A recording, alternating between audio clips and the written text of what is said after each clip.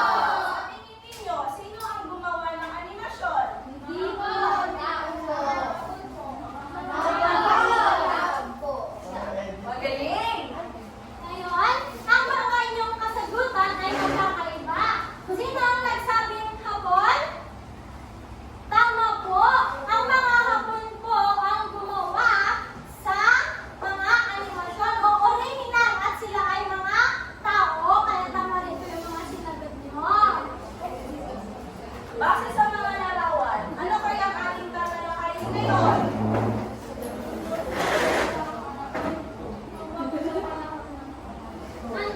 Sino ang may mga ideya or may ideya sa ating tatalakayin ngayon? Yes, Kemar? Tungkol ba sa expedition? Tungkol nga ba sa expedition ng Luzon? Ano ba? Sino pa ang may ibang ideya?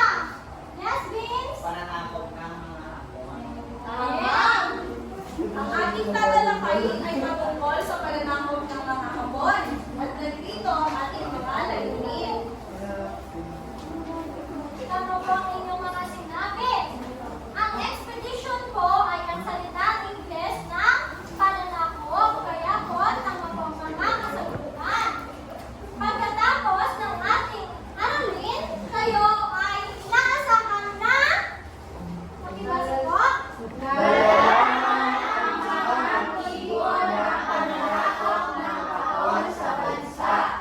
At ang pangalawa,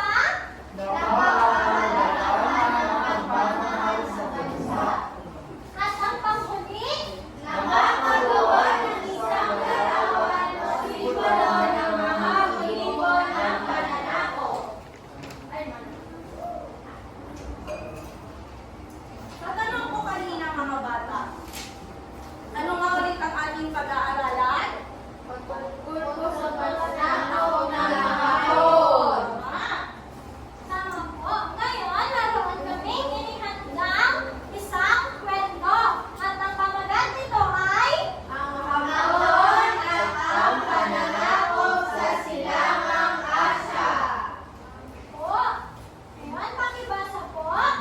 Sa Silangang Asya, may isang maliit ngunit makapangyarihang bansa.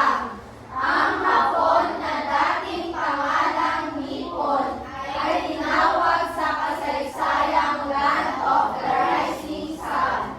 Ngayon, base sa inyong binasa, ano nga ang tawag sa bansang isa sa maliit ngunit makapangyarihang bansa? Itaas ang kamay ng gustong sumagot. Sino ba? Yes, Charlotte? Bansang Hapon po. Tama po. At sila po ay tinatawag or ang tawag sa bansang Hapon ay Land of the Rising Sun. Tama po. Magagaling. Pakibasa po. Ang mga unang taong naninirahan dito ay tinatawag na Ainu. Ang mga Hapones ay kabilang sa lahing Mongoloid na may pagkaligaw ang balat. Mga bata, ano nga ang tawag sa mga taong naninirahan sa Japan? Yes, China? Ainu po. Tama. At sila ay kabilang sa lahing? Mongoloid. Tama. Mahusay. At pakibasa po ulit. Isa itong archipelago na may mahigit 4,000 isla at ang mga pangunahing pulo nito ay Honshu, Shikoku, Hokkaido at Kyushu. Ilang isla ang bumubuo sa bansang Hapon? Yes, at may 4,000 isla. Tama. Ito ay bumubuo ng 4,000 isla sa bansang Hapon. At ano naman ang paunahing pulo o pinakamalaking pulo sa bansang Hapon? Ano ang mga ito? Magbigay ng isa? Charlotte? Honshu po. Yes? Shikoku po. Ano ba? Okay. At ang panghuli? Kyushu. Tama. Magaling. Mukhang nakikinig ang lahat. Maaaring pakibasa po? Pagsapit ng ika-12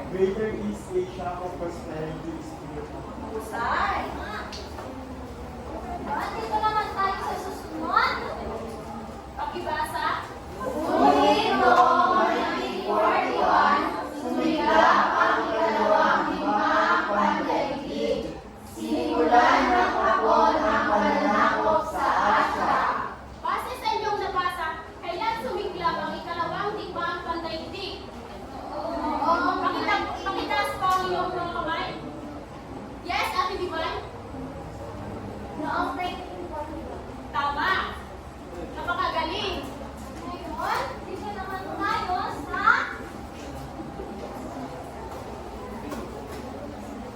panghuli. Maaari niyo po ba itong basahin? Sinimulan ng Hapon ang pananakop sa Asya dahil sa tatlong dahilan. Ito ay mapalawak ang kanilang teritoryo, makakuha ng hilaw na sangkap at mapagbentahan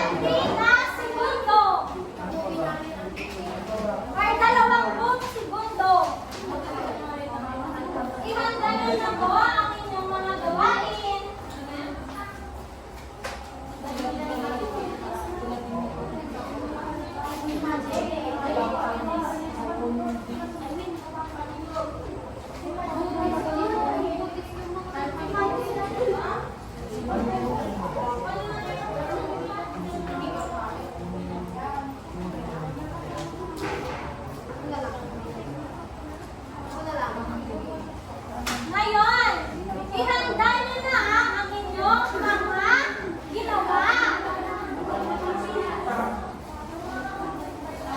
Ngayon, maaari na kayong bumalik sa dati niyong upuan.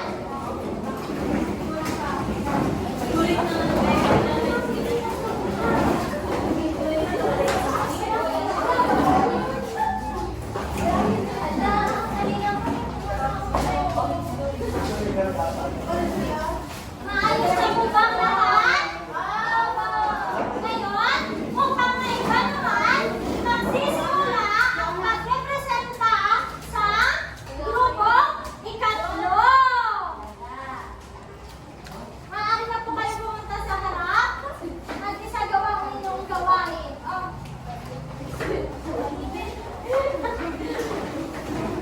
Sila po ay gumawa ng ulan-ulaan. Tama po ba?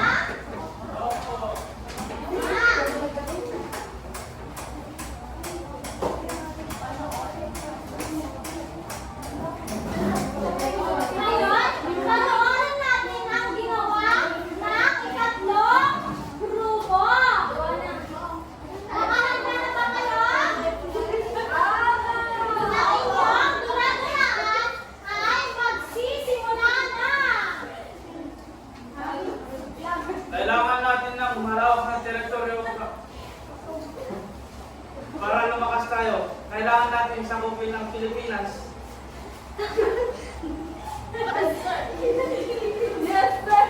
Sige, lakas na.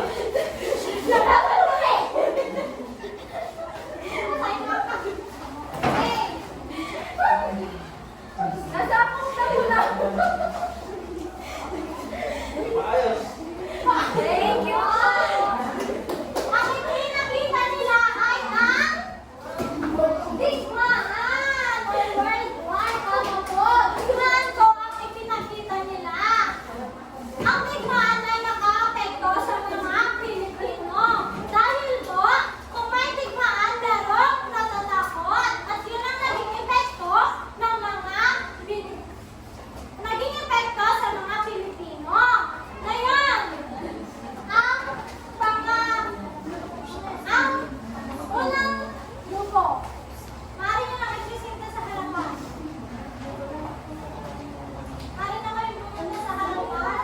Or magkaroon ng magre-representa. Sabihin ko ano ang ginuhit nyo. Ang ginamit po namin ay Doraemon. Gaya po nung nilaro natin kanina yung mga animasyon po, tuwing nakakakita po kami or nakakapanood po kami sa TV ng Doraemon na panood, is naaalala po namin yung mga po. Tama. Magaling. At ang panghulit?